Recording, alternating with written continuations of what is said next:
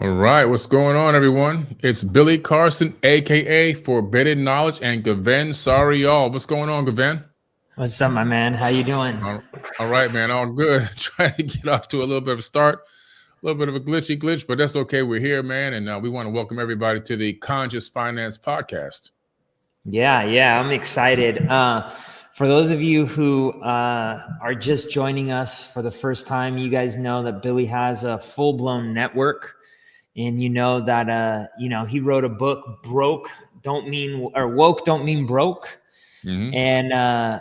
and he and I have been working now since October of 2022, and we've been talking for years now. Billy's like, man, we got to do a show. We got to bring more than just crypto. We got to bring the stuff that we're doing.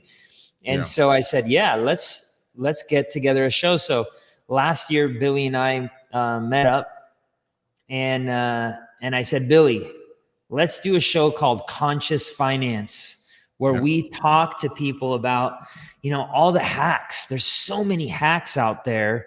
There's so much information out there that it's too all over the place. And I said, there's not really a place for the conscious community to come and really learn this stuff. And I know you've been very successful. You've done some amazing things, from real estate, stock market, crypto, NFTs. I know I've kind of come down the same path, building your own businesses. And so, guys, gals, we put this together so that we're going to give you all the secrets, the free knowledge on how to do this stuff every week. So, Billy, what do you have to say? Yeah, no, it's great. I'm glad that we're able to do this. Finally, we got it locked in and done. We talked about it a few times, and I remember, like you said, you came to my house and we sat down and talked, and we were like, yeah, let's bring this conscious finance to the people. Let's bring the knowledge from all aspects of business, inspiration, motivation, perseverance, because as you know, being in business takes a lot of perseverance. So absolutely. So I think what we probably can do initially, being the very first podcast, is let's give a brief summarization of each of our stories, so that the people who are seeing us for the first time can just get a generalized idea about who we are, where we came from. We're not going to make it into a documentary, but just to give a breakdown of who we are, where we came from, and why we're here, and what has given us this level of expertise in what we do. Yeah, absolutely. I'll go first, and then you go second. Yeah. For those of you who don't know me, my name's Gven Sariol. You guys have seen, for those of you who do, you've seen me with Billy. My background was actually in the law. Before, I managed law firms for about 18 years, did very, very well financially, and ended up getting into crypto back in 2017. But I ended up going through colon cancer, divorce. It was a really, really bad time in my life. My life was like a country story. My cat died. It was like everything's coming to an end, right? I think a lot of us have had those stories. You've had this story as well, Billy. And so I lost everything. I went from a millionaire to a 10,000-aire, actually, I should say a 300,000 debt-aire, because I just owed so much money. And back in 2020, I kind of went on an eat, pray, love. I'm like, look, I didn't survive cancer and get through this divorce for nothing. Something's kept me here, and that's when I decided to leave my job, even though it was paying me a decent amount of money. And I said, this isn't where my heart's at. My heart's at, I want to teach crypto. I want to teach finance. There's such a lack of knowledge out there about it. And I started with, when I say like $300,000 in debt and $15,000 in crypto, and I built that to millions. That was my story, and I had to tighten my belt. I had to go through a lot in order to get there. I had to really get serious about my finances. And that's where, I really became known, because people were like, whoa, if this guy can pull himself out of that deep of a hole, I'm not even close to that. I can do it, you know? And so here we are now. My business, I actually started teaching crypto a little bit before that, but I stopped after I got cancer because I focused on my healing. Didn't go through chemotherapy. I did have the surgery, but I went to Russia to work with a Russian shaman doctor. And because all the doctors were like, you need chemo. I was like, I'll do my own form of chemo. And I'll do the holistic chemo. Yeah. And it was really there where I had this mind shift where I'm like, I got to leave my job and I got to get into crypto. I'm over it. I'm exhausted from doing this over and over again. It's really negative. You're always fighting with somebody. And here I am today. You know, my business, I reopened it. It's been open now for 5 years and counting. And in my opinion, our education is second to none. So that's where we're at. Yeah. Hey, man. And we've done quite a few webinars together, and we've helped quite a few people, several thousand people, join the ARC program so they can become students and learn about DeFi and learn about crypto the right way so they don't get ripped off on these markets and get scammed. Yeah, man. So your journey is amazing. Your journey is inspiring me. You know, just as you said, I inspire you. Your journey inspires me because, you know, anytime somebody's coming back from a debilitating illness such as cancer, and you got to the point where you didn't just give up, you know, I mean, it would have been so easy just to acquiesce to that frequency, the frequency of cancer, because cancer is not only a disease in the body, it can also become a disease of the mind. Because once you accept it fully, then you kind of acquiesce to it and allow it to devour your life and your spirit and your soul and everything else. And you didn't do that, man. You fought back. You know, you fought back. I see a lot of people in the live chat talking about what's going on with the Great Pyramid, what's going on with the pyramids, Khafre Pyramid, what's underneath the pyramids. So great questions, guys. I see y'all. Don't forget, just a couple of days ago, I did a huge podcast breaking down everything underneath the pyramids on Giza. And I have more knowledge about the pyramids coming up very, very soon. So yeah, the video is up here on this network. Actually, the video is going viral already. The one that I did is going viral. So you can learn about that right here on the Forbidden Knowledge Podcast Network. But to give you all a summary of me and where I came from, a little bit of a different story than Gven. You know, I think hopefully just as inspiring. You know, I came from abject poverty, where I was born in New York, moved to Florida at a very young age, came down here in 1977. And I was 6 going on 7 at the time. And it was a rough start. It was a rough introduction to Miami. It wasn't like, you know, the typical welcome to Miami, you know, bienvenido a Miami. It wasn't one of those. It was like, welcome to Miami. And you about to get handed to you. And it was rough. It was the first day. I remember kids were talking to me, and they started picking at me because they thought I was being too bougie because I didn't speak like with the Southern drawl. I didn't have the slang down. You know, I only had the New York proper talk, so they thought I was trying to be special. So that started a fight. That was my very first fight. The second day there, I was jumped by about 3 kids because they didn't like the way that I spoke. So that was my welcome to the hood, you know, beat down.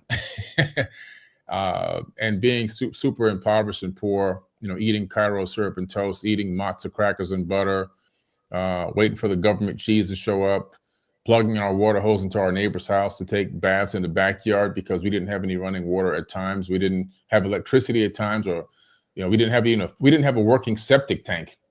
Those houses in that neighborhood predominantly had septic tanks. And so because the septic tank was full, a lot of the times we didn't have the money to get it drained. And so sewage would back up into the shower, sewage would back up into the sinks. It was totally disgusting. So we would have to wash dishes in the backyard with water hoses. And so we called it bucket in, bucket out. It was such a hassle to do the dishes. And luckily we had, you know, take turns with my siblings. There was 3 of us, but it was 1 week at a time. So for 1 week, you'd be tortured, you know, doing the dishes. It was a rough upbringing, man. Holes in my pants, holes in my shoes. I remember the last pair of shoes my mom bought me. They were a pair of football cleats. They were called McGregor. They had rubber football cleats on the bottom, the rubber nubs. They were $5 at Kmart. So she said, this is all I can afford. So I wore football cleats to school as my school shoes which was crazy. I walked into school, and you can only imagine the laughs, the sound. First of all, you can hear me coming a mile away, okay, with these cleats. It was wild. And I ended up going to school with those cleats, playing sports in those cleats, running track, basketball, everything. I did everything except play football. I wasn't a football player. I had football cleats. I played every sport, but I didn't play football. But it was rough, man, and just going through all of that. And finally, two things happened to me that changed my path. The first thing was when I was still a little bit younger than that, I came up with the idea of selling my toys door to door. So I didn't sell them. I asked for donations. And I went door to door asking the neighbors if they would give me a donation for my toys so I can have money for the ice cream truck. And I ended up with about $13 and change that day. And that's when I knew that I was going to save myself. That's when I knew that there was no magical savior coming down from the sky to grant me my wishes. That was going to be me that was going to have a conscious thought multiplied by my own actions, and I was going to create my own manifestation. And that's really the day that changed my life. Fast forward again, back up into the future at around 12, I had saved up some money from my newspaper route selling subscriptions. And I took that money and started investing it into digital car stereos when they first came out. Remember, this is the early 80s. And nobody had digital car radios yet. Everyone had analog dials. And so I was buying them from Galaxy Electronics out of New York, wholesale and COD, cash on delivery. And I was selling them to high schoolers. And then high school kids were referring me to college kids, and people were sending their parents and their cousins and their uncles and nephews. Everyone was coming to get these radios from me. I couldn't even keep them in stock in the beginning. And I reinvested until I was doing pretty good. I was making more than my parents by 13 years old. And I even eventually taught my parents how to get into a business. My mom fell down in Winn-Dixie grocery store. She got $5,000. I showed her how to turn that $5,000 into $100,000 her first year by starting a carpet cleaning company with a machine called the Von Schrader dry foam extracting machine that I saw in the same paper, in the same magazine where I saw Galaxy Electronics in. I said, if you get this, and she said, well, how am I going to make money with this? Becoming a carpet cleaner. I know nothing about becoming a carpet cleaner, number one. Number two, how am I going to advertise? I said, you deliver newspapers for a living. So just make a whole bunch of flyers, put your phone number on the flyers, put them inside the newspapers, and drop them off at the people's houses that you already been going to. And her phone lit up. The phone lit up like a Christmas tree. And she had clients and she had accounts. And before you know it, she had a bustling carpet cleaning company, Carson and Carson Carpet Cleaning.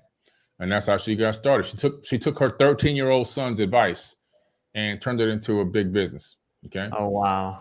Yeah. So that's how they got started. Now, so I've been fortunate to go and have these insights into things. I don't always get it right. I've had businesses that failed as well. You only need a few of them to succeed. You only need a few. I mean, if you look at the guys that started Apple, Google, Microsoft, Tesla, Amazon, all of those companies at one point was on the precipice of complete bankruptcy. And all of those guys had tried multiple things before that point, or had tried multiple things during the process. Those things just happened to be the ones that panned out and made them extremely wealthy, right?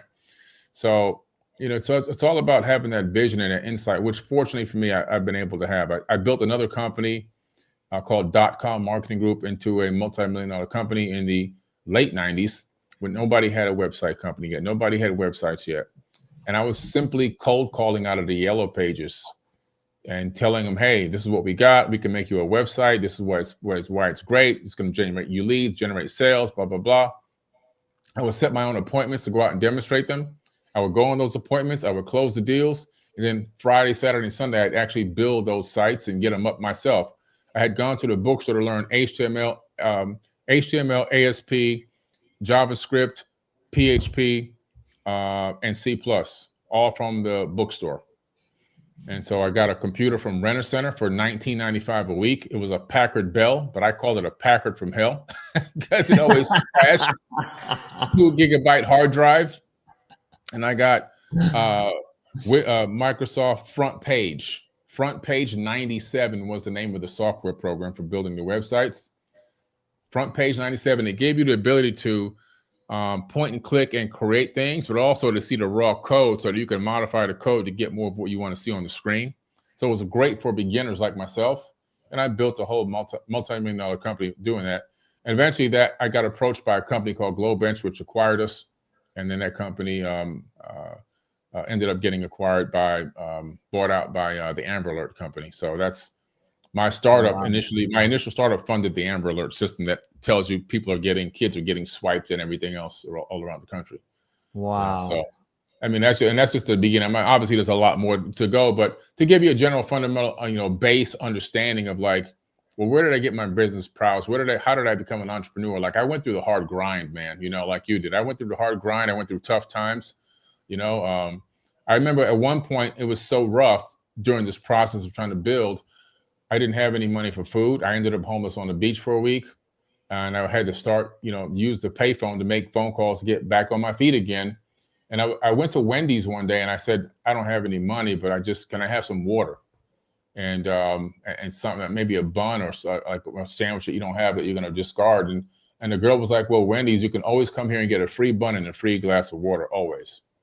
Oh, and wow. So I would go to Wendy's twice a day and get bread and water, literally bread and water. I did that for a couple of months, man, until I got everything rolling. That was a tough period I was going through, but sometimes you just got to do what you got to do, And so for everyone who's watching on this live, man, it's, you see people who become successful and you think that like, well, the person's just lucky or, they just happen to be in the right place at the right time.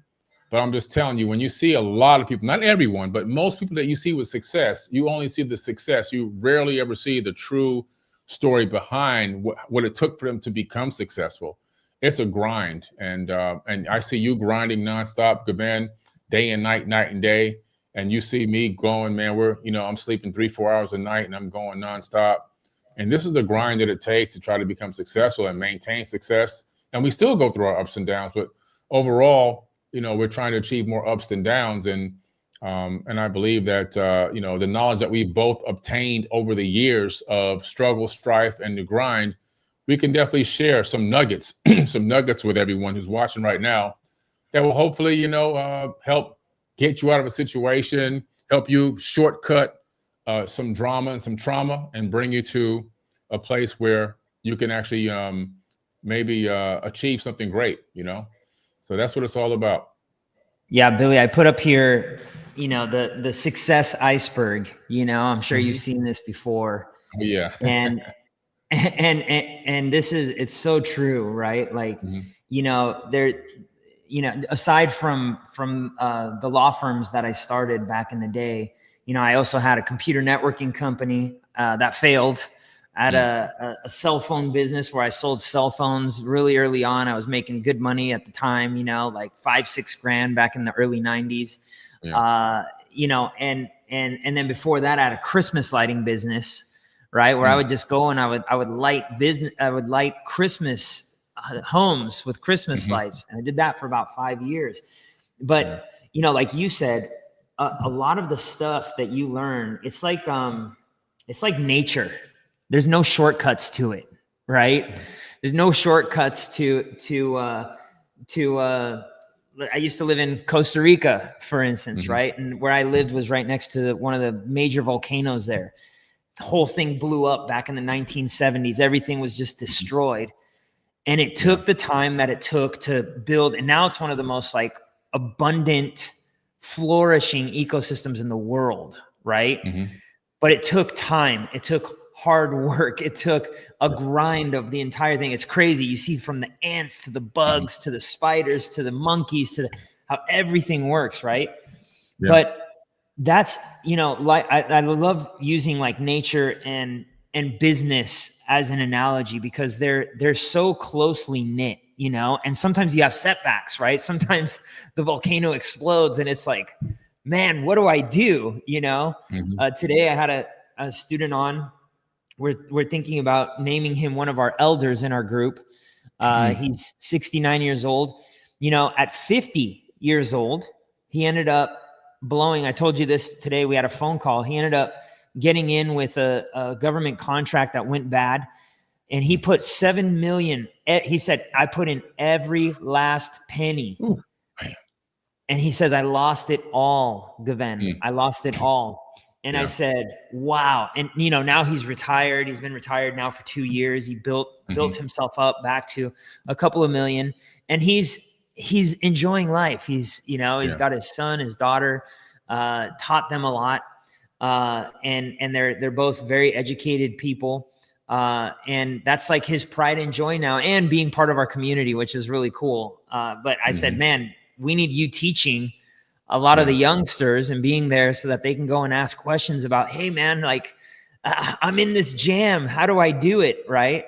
And if you would have asked him back then, he would have been like, oh my gosh, he probably couldn't see that future. Right. Yeah. But then he grinded through it. He went out, he got a job. He says, Gven, it was the worst. He goes, I went from making, you know, hundreds of thousands of dollars a year to $20 an hour. And I rebuilt myself. And like you said, a lot of people don't understand. They just think guys like you and I, we just showed up with a silver spoon in our mouth. I came from a middle class family. You came, you know, from way lower. You know, you had to really grind up. But my father came from communist Cuba, you know, and he was working at 12 years old, had a similar story to you. Ended up becoming an engineer, graduated from UCLA, went to law school while he had 3 kids and working, and he had his own business actually, became a lawyer. But again, even him, I used to see my dad, and I would hear about these kids who were trust fund babies at school. Oh man, his dad is loaded. And I said, I never want to be that way. And what I would do, Billy, it was funny. I was like, my mom would get me like the new Reebok pumps. You know what I would do? I would go outside to the curb and I would scuff them up because I'm like, I don't want the kids thinking that I have a silver spoon in my mouth. My mom would get so mad. Why are you doing that to your new pumps? You know, your new Reebok pumps. Oh, man. But I never wanted that handout, and I never took it. And I never took it. And my dad's taught me a lot, but it was more knowledge than it was money. And so, you know, this is what we're going to be covering in Conscious Finance, guys. We're going to be showing you the hacks. We may even bring on some people who have a really nice story to tell, because I know, I don't care who you are. Even if you're the richest person on this podcast listening right now, we all have our stuff. We all have our issues. Trust me. Some may be bigger financially. Some may be smaller. Some may be, you know, a divorce. You got a divorce going on, or health issues. I'm reading through some of the chat here. Some people have cancer. We all have our issues. But if we can give you guys a little hope, a little nugget to help you get access to that line of credit to open up your own business, if you believe in yourself enough, if we can help you save money on your taxes, if we can help you with a passive income generator that you're going to have to learn, right? It's not just going to be like, oh, send somebody money, and that it's not the way it works, guys. You have to become, in this day and age, your own financial advisor. I mean, would you agree with that, Billy? Yeah, absolutely. I mean, it's just like if you're sick or you have an illness, you need to learn as much about that sickness or illness that you possibly can. You should be on the same level or just about as a doctor. I mean, you know, it's your body. You live in that body. It's the same thing with finance. Like, you should know the most about your personal finance and financial literacy than anyone else dealing with your finance, more than your CPA, more than your accountant. And if you don't have any of those, okay, you should become a master of that and know all of that information from top to bottom. And if you don't know anything, if you don't know anything, you should research it. You should be able to gain that knowledge on it, because it's so vitally important to your well-being for you to do basic things like buy food to eat, sleep in a good bed, have electricity and running water, and of course, pay your cell phone bill so that you can actually be on this live feed tonight. So it's, you know, people kill me when they say, oh, you know, stop talking about money. Oh, we'll stop talking about money when we don't need it anymore. At this particular moment in time, in this particular financial matrix, on this particular planet, unfortunately, we do need access to funds. And it's not about chasing money. We're not teaching you how to chase money. We're not going to tell you how to build gobs and gobs of money in your bank account, become a multi-billionaire. We're here to teach you the tips and tricks so that may give you the ability to help manifest your true reality and manifest abundance, whatever that abundance actually means for you, because abundance means something different for everyone. So, but to do that, you got to have knowledge. And if you don't have a lot of knowledge, it's one of the biggest failures in society today, in American society specifically, is financial literacy, or financial, I should say, illiteracy, is what's really holding most Americans back. Yeah, it's really sad. It's really sad. And the topic that we're talking about today is Social Security. And I think y'all are going to be blown away. Billy and I have been talking about Social Security for years now, and it's pretty scary how there's a lot of people who rely on it, and there's some things up and coming that's going to be a little scary. I'm not going to lie. I'm kind of looking at this, and I don't like spreading fear. I like spreading solutions. But you got to be prepared. You got to be prepared for what's coming, because there is a lack in the funds. There's a lack in the funds, and we're going to break it down for you tonight. But you gotta know these things though, and you got to be thinking outside of the box these days. Like Billy said, you got to have, in my opinion, you should be working towards your own business. You should be working towards doing even a side gig if you need to make money. I've seen some people here like, man, I'm too smart to be, this broke. You are. You're right. Yeah. You're right. And so what does that mean? Something has to change. Something has to change. What's the equation of manifestation, Billy? It's conscious thought multiplied by action equals manifestation. That's the formula. CT multiplied by A equals M. You can't get the M, or the manifestation, without the action, and of course, without the conscious thought. Yep.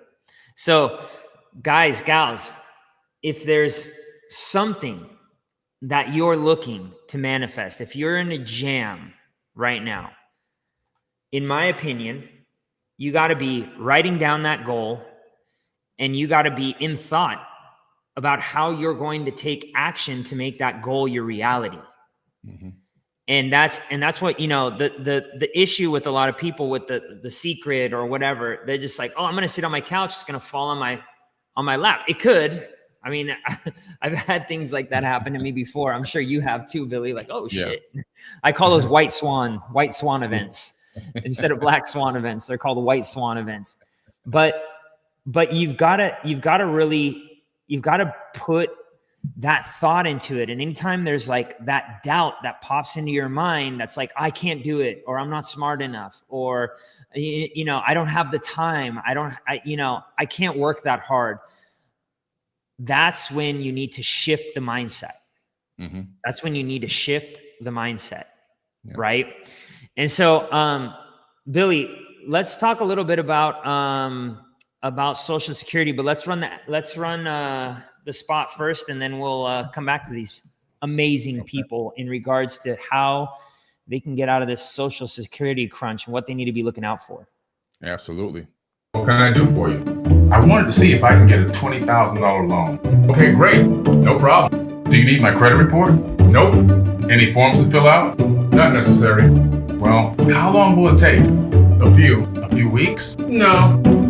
A few seconds. Being your own bank means you're in total control of your money. Give yourself loans. No credit reports, no forms, and no waiting weeks for approvals. Let Arc Crypto teach you everything you need to learn how to use the tools of decentralized finance to become your own bank. Learn more about our courses. Get a 10% discount if you sign up now. All right. Guys, today's sponsor is my company, Arc Crypto. So if you guys are interested in learning about how you can get into decentralized finance and becoming your own bank, we're going to leave a link in the chat box there. And Billy, when we did that commercial at Billy's house, We were laughing. We were just like, wow, that's kind of cool. And but it was the truth. Like literally, guys, we are able to do that. Billy's done it. I've done it. There's students even in here in this chat that have taken loans in the matter of seconds, doing peer-to-peer loans on the blockchain. Like the blockchain isn't just like some fake internet money. It's a whole ecosystem of banking. And this is something that we're really teaching. So head over to that link, book a call, and let's get you learning DeFi. Now, let me pull up some slides here that I prepared tonight for our show. Let's see here.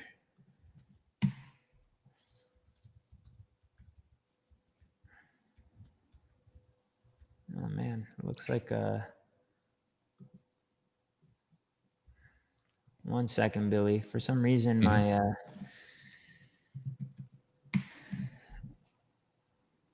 is it coming up? You got it? Okay. No, let's see. I don't know what's going on here.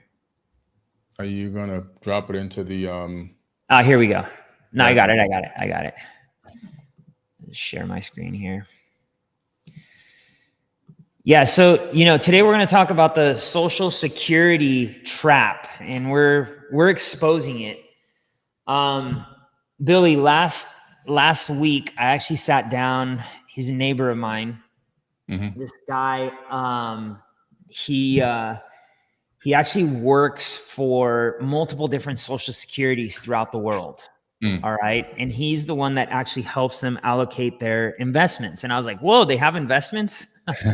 And I'll tell you after why I'm saying that right now. Crazy. And I said, listen, man, I've done some pretty deep research on Social Security. And I said, like, isn't it a Ponzi scheme? And he jumped back because he's interested in investing in our crypto stuff, right? And he goes into our managed vaults, and he goes, yeah, he goes, not too many people say that, but I'm constantly saying it. Like, this is a Ponzi. This looks like a Ponzi scheme. And I said, okay, good. All right. So we agree on one thing here. And I said, well, what is it that, like, when is this thing going to expire?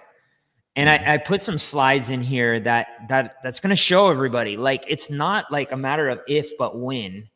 And it's pretty scary. And this is one of the things, like, Billy, I know you're not one of the people that's like, oh, well, I can't wait till I'm, 67 or 65, because then I'm going to get that extra boost, right? Yeah. No.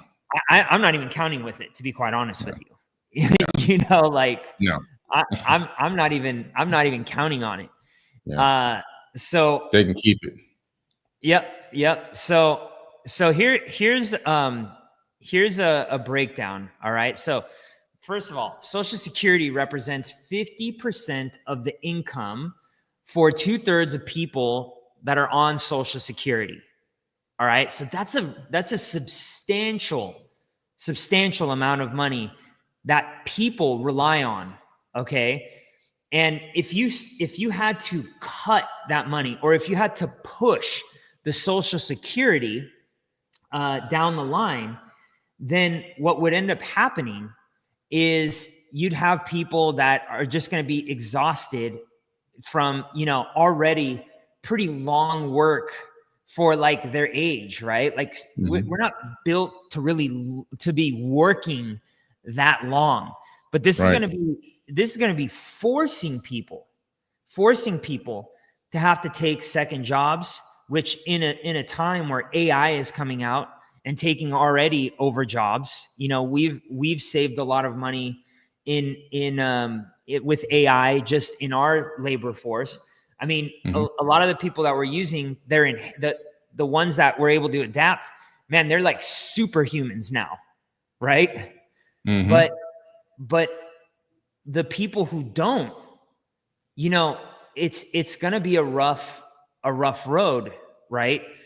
And I don't know if you knew the statistic, Billy, but it's a scary one. It's a scary one. What are your thoughts? Well, I mean, it's right on point from what I've been researching. And it is a Ponzi scheme. And the way that it looks now, according to all financial analysts that talk about this topic, they're saying that by 2033, there will be no more money left in the system. And why would the money be gone? Well, because they're siphoning it, using it for other things. And it's a Ponzi scheme. It's a pyramid scheme. So they're using other people's money to pay other people. And the problem is, as you take money out of that system for other things that have nothing to do with helping people live, you break the cycle, and then eventually the money runs out. This is one of those Bernie Madoff type systems. They arrested and put Bernie Madoff in prison, but the people that put this system together, they need to go to prison. And that's, it was funny that this guy that I met with, who's been doing Social Security his entire life, said, Gven, I don't know how it's possible that nobody sees this. I don't know how it's possible that nobody sees this. And so, let's keep going here, because a lot of people don't even realize how Social Security works. So the main problem is Social Security is not enough for people to live on, and it's built like a Ponzi scheme. All right. And so some of you are asking in the chat, like, or denying this. Okay. But let's really dive deep into how Social Security works, or how a Ponzi scheme works. Let's start there. So Ponzi scheme, it's a fraudulent scheme that involves paying existing investors in a non-existent enterprise with the funds collected from new investors. Now, Billy, let me ask you a question. When your first impression of Social Security, like mine was, okay, I'm putting money into Social Security. It's like my little account there, right? And in that account, it's building interest. And then when I'm retired, the government's taking care of it for me, and I'm going to be good, right? Yeah. So was that your impression as well? Or did you already know Social Security was kind of like, no? That was my exact impression. I interpreted it from as a younger man, that this was a fund that was being built up under my name. So it's important that I keep going to work and paying everything, and have them take those Social Security taxes out, so that one day in the far future, I can collect this check with my name on it, not knowing that that's not what was happening. That all of my payments that I've been paying go to other people and not saved for me. and that's like, when I found that out, and then when I understood what like a Ponzi scheme was, I was like, wait a second. Yeah. This is a Ponzi scheme. Like literally. And I'm going to show you guys here in a little bit. I'm going to break it down so you can see, like, Social Security is not what you think. Yeah. All right. It's not what you think. But, we're seeing things like this pop up where, in France, you're going to work until you're 71. I mean, I'm not going to lie. I'll probably be working. I know you will, Billy. Like, we love what we do. Right. Right. But a lot of people don't. No, well, I mean, a UPS delivery man can't work till the age of 71. I mean, you're not going to lug off 40-pound boxes off the side of a truck at 71 years old. Not in most cases. No, not practical. Right. Not practical. And so, like, a lot of people that may look at this, and like you and I may be like, okay, well, I was going to work until the day I died anyways, doing what I love. But a lot of people are like, man, my body's broken. There's a lot of people. I used to do workers' comp. My heart bleeds for these people because, their bodies were broken, man. Broken backs, broken legs, broken feet, brain injuries. These people, and the workers' comp system just treated them like trash, like garbage, right? And so to go 70 to 71, even in the United States, they're saying even later, 72, I think, is what they're talking about. Now, here's another thing from Newsweek. Seniors expect to run out of money as Social Security drops forecast. And I'm going to show you what some of that forecasting looks like.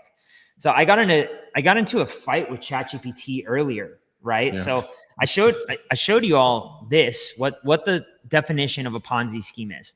So I kept saying, okay, well, once I found out that in Social Security, you've got essentially the old investors into Social Security are receiving money from the new investors. Okay, the new investors is the new workforce that's not retiring, that's still paying into the system. Now, we've got a declining population.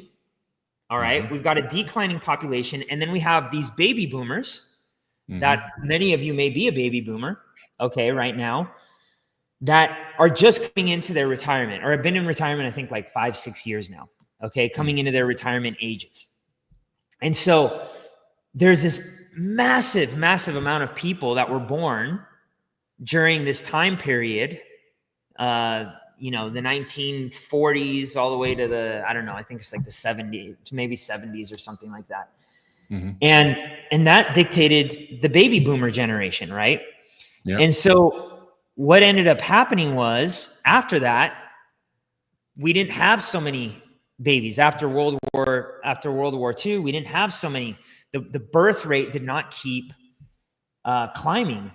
No. So now we've got more of those investors going from contributing into the system into receiving the money from the system.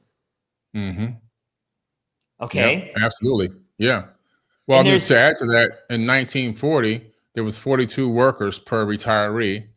And right now, today, there's only 2.8 workers per retiree. And that's going to keep dropping even further. So there's not enough people feeding the money back into the system, into the Ponzi scheme. Right.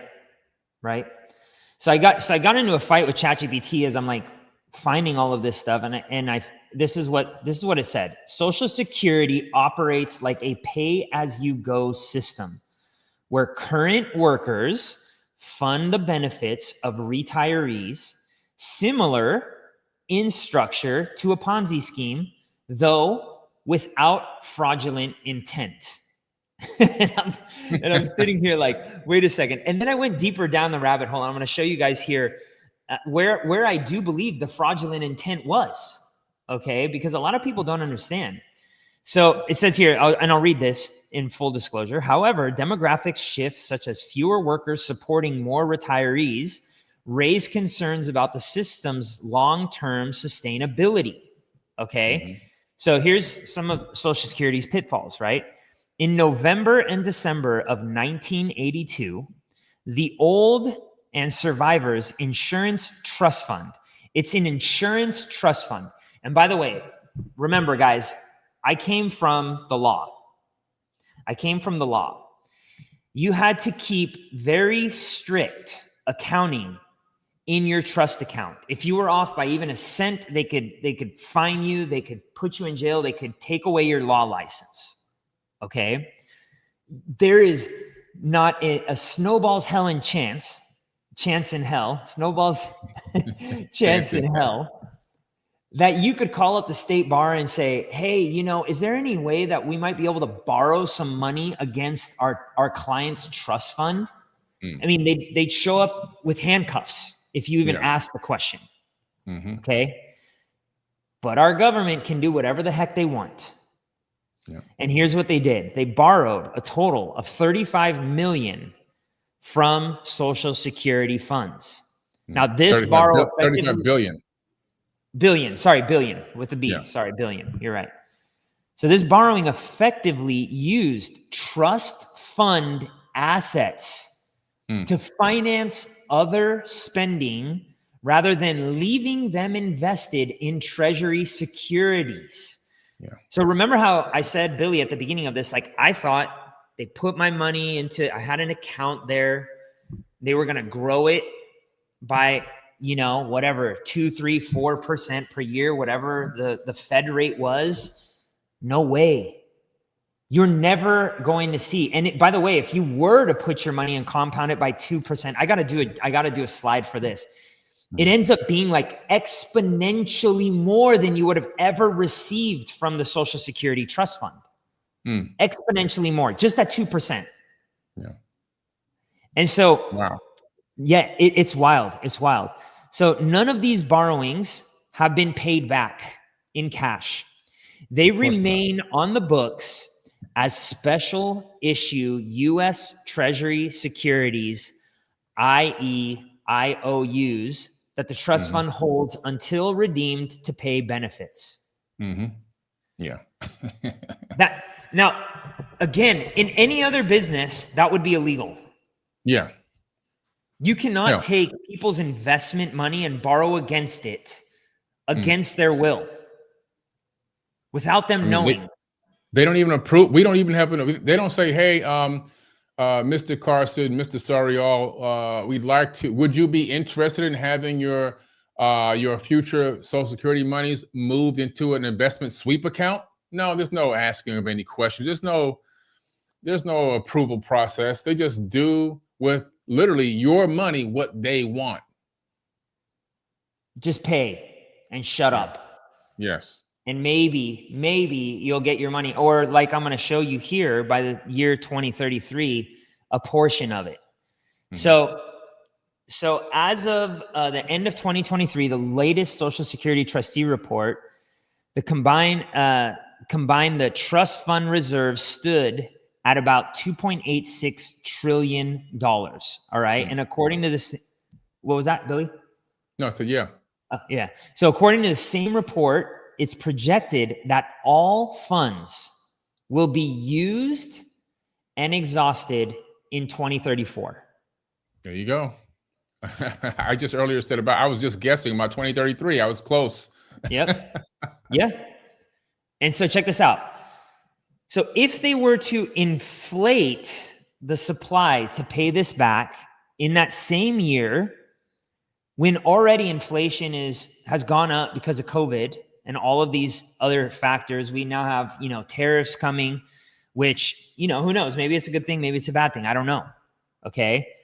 But inflation would be anywhere from 3% to 8% above baseline. So at the height of COVID, guys and gals, to give you an example, the baseline was 8%. That was the baseline. So imagine if inflation is 2-3%, that means it could be up. And I personally think, because of the way the government does things, they always underestimate things. And especially when it comes to inflation, that you're probably looking at maybe even more than 8%. And that's above the 2 or 3 or 4% where inflation is going to be at that given point in time. And that's going to be unprecedented. Everybody felt that. Everybody's rent is now exponentially higher. And nobody's gone and said, oh, you know what? We're going to lower rent. We're going to lower the cost of your eggs or your chicken or your steak or your lettuce. You haven't seen your grocery bill fall back to where it was in 2019. Have you, Billy? No, it won't fall back. It will only go up.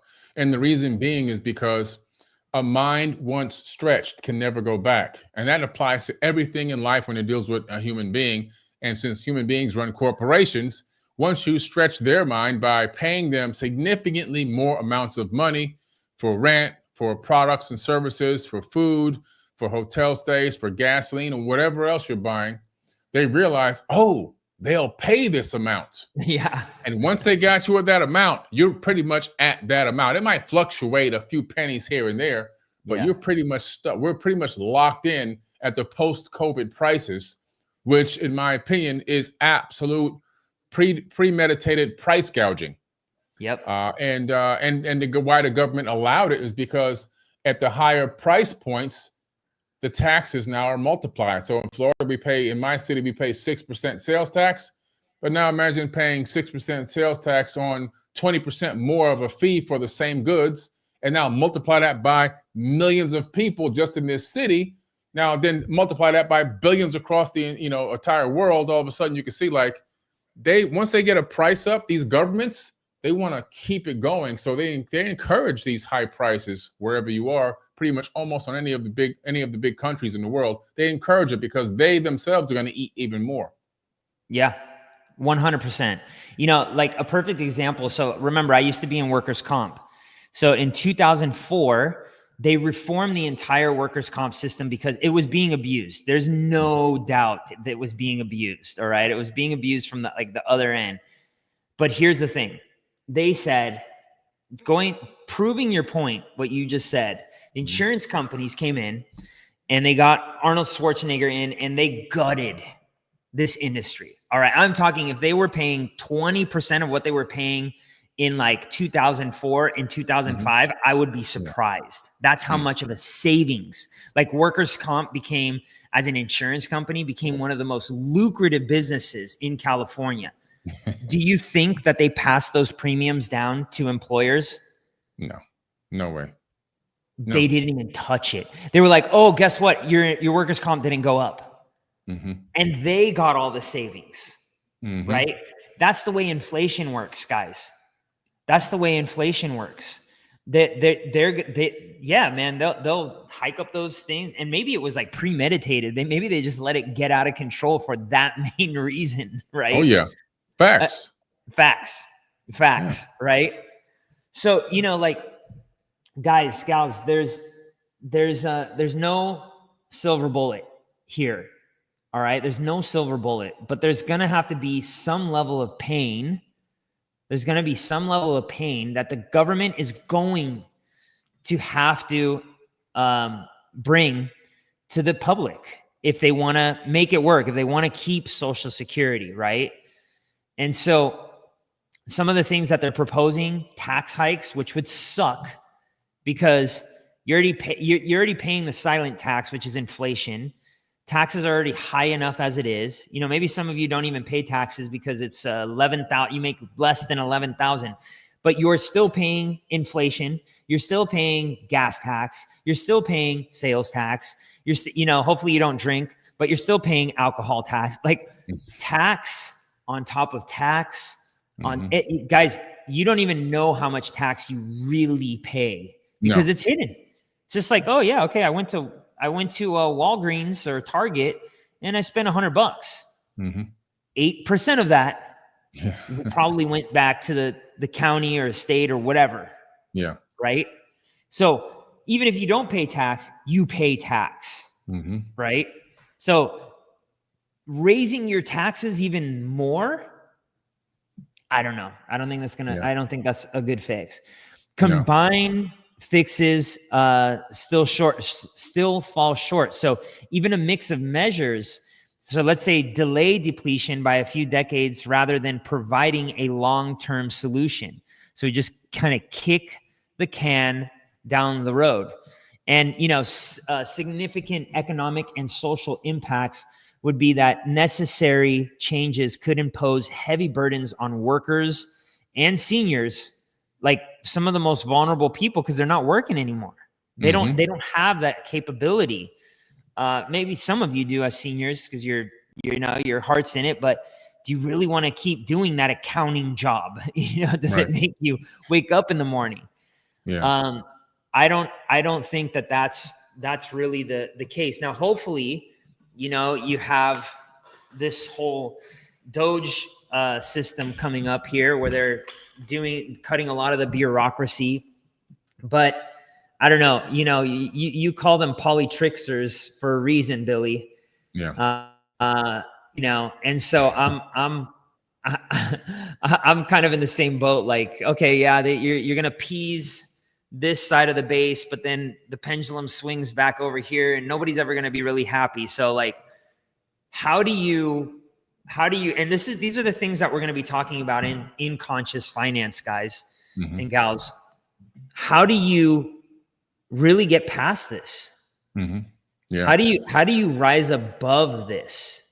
I mean, Billy, let's give a few examples and then these are the sorts of things that we're going to be talking about. Well, one of the ways to rise above this is to foresee the collapse of this system and plan and take action now. It goes back to the manifestation formula, conscious thought. We're now showing you what's going on with Social Security. We're showing you that it's a Ponzi scheme, an illegal Ponzi scheme that's been justified by the government. We're showing you that at some point, the money is going to run out. It's going to collapse.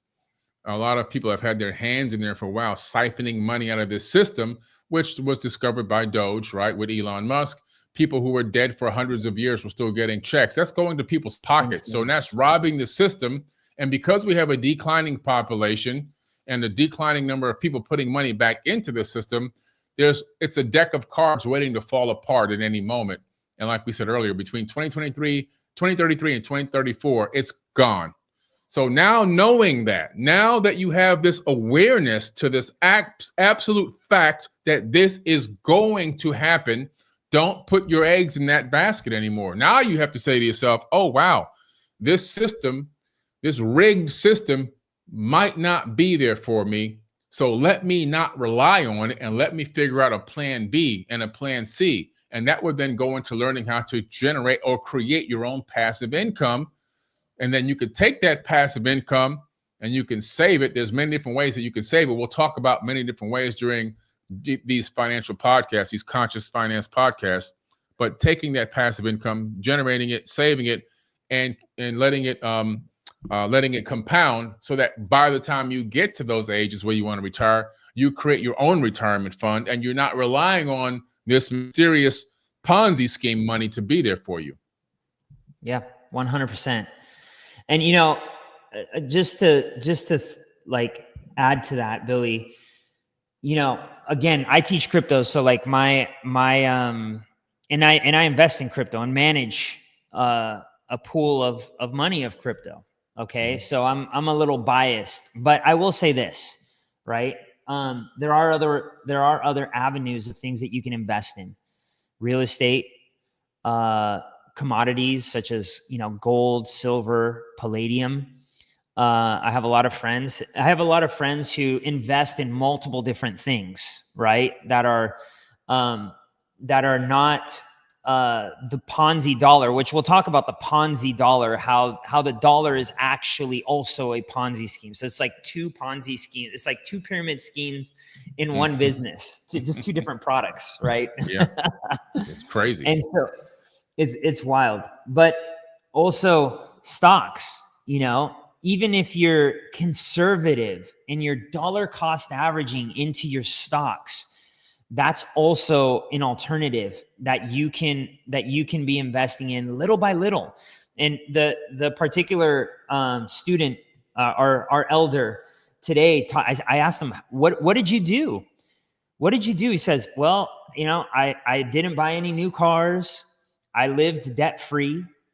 I ended up saving a lot of my money, and all of it ended up going to paying my house down. I paid a little extra. He ended up paying his home off in, I believe, 10 years early. So 20 years instead of 30 years. So he's lived rent free all this time. And he says, after that, I just started putting all my money into my 401k that I was putting towards that. And next thing I knew, I had a couple $1,000,000. And even at, you know, a 12% return, putting $5,000 in every single month or $3,000, whatever it is, can compound very, very quickly and very, very nicely for people. Mm-hmm. And so these are things that, again, Billy and I are going to talk about. We're not just going to bring you crypto. Billy and I have talked about exclusively crypto here. We're going to talk about different things: how to get access to lines of credit for your business, mm-hmm. how to save money on your taxes. Yeah. The things that Billy and I use, some of the other investments that you might be able to invest in: real estate, stock market, that sort of thing. Some life insurance, right? If that's what you want to do. Commodities. These are all things that we're going to give you guys ideas so that you can be thinking, okay, what is it? How can I really get out of this matrix? I'm out of it. I don't count with Social Security. Neither does Billy. No. But these are the things that we're going to be talking to you about. And if you guys are interested in crypto specifically, this is what I teach. And this is what Billy is a part of Billy's strategy. It's not Billy's entire strategy, but a part of it. We're going to leave a link down below. Check it out. It's on. It's right here. You can click to book a call, and let's see if we're aligned. Let's see if your goals are aligned with what we're doing. Sometimes they are, sometimes they're not. Billy, do you want to close with anything before we leave? Yeah, I'd just like to say, look, everyone, this is going to be a great podcast. This is our introductory podcast to the conscious finance.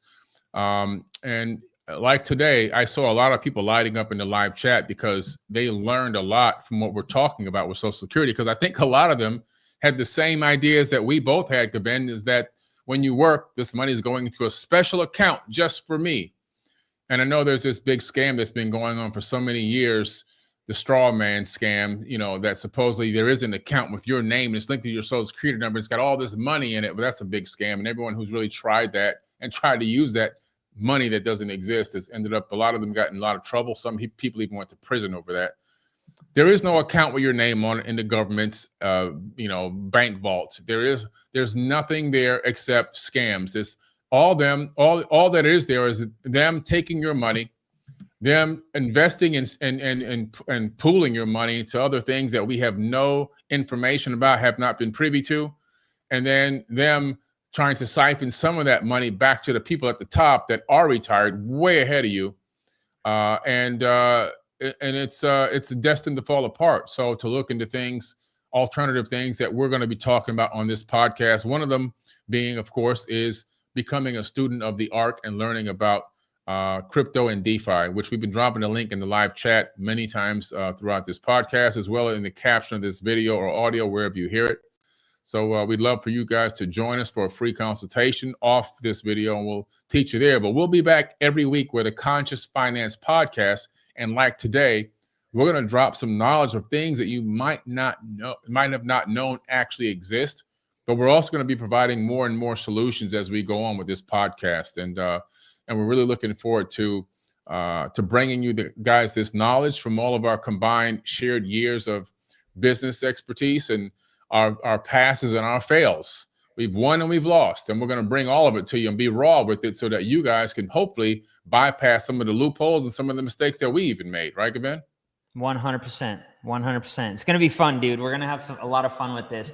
And by the way, get ready to maybe even start asking some questions, because I want to get – I even want to get people on the phone, man. We got to get people on the phone asking questions, right? Like, let's listen to your we want to listen to your situation. So we'll probably be putting out a form here and reading some of these issues, and we'll give you our perspective on it. Neither Billy or I are financial advisors. We're our own financial advisors, but you need to be your own financial advisor. But we'll just tell you what we would do if we were in that situation. And then you do you. Right. Yeah. So anyways, all right, brother. Well, it was good. Good linking up with you.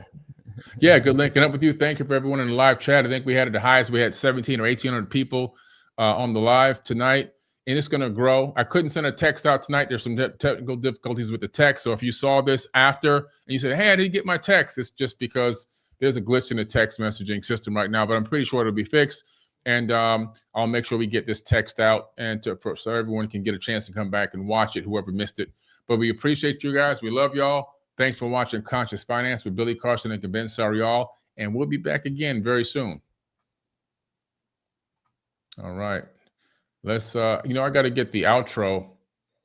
I want to have a really nice outro for this, but I don't think we have one yet, but we're going to leave you guys with something. All right. One last thing, Billy, if I could do that, guys, head over to my YouTube too. That's where I have a lot of my DeFi stuff, stuff over there. Yeah. Go to Gven Sariol on YouTube, GVEN SARIOL. Gven, you got to spell that name for these people. It's a tough name, man. I know, man. I know. Gven Sariol. All right. All right, guys. We love you guys, and we'll catch y'all later. Peace. Peace out. All right. Forbidden Television. This is logged in on November 25th, 2023, Eastern Standard Time. Sensitive material has been breached and it is now in front of the public. This is very sensitive documentation and the world will be in total chaos if leaked, and it is now leaked. All of it. Not one document, all of it. Place of exploitation, forbidden knowledge television. This must be stopped.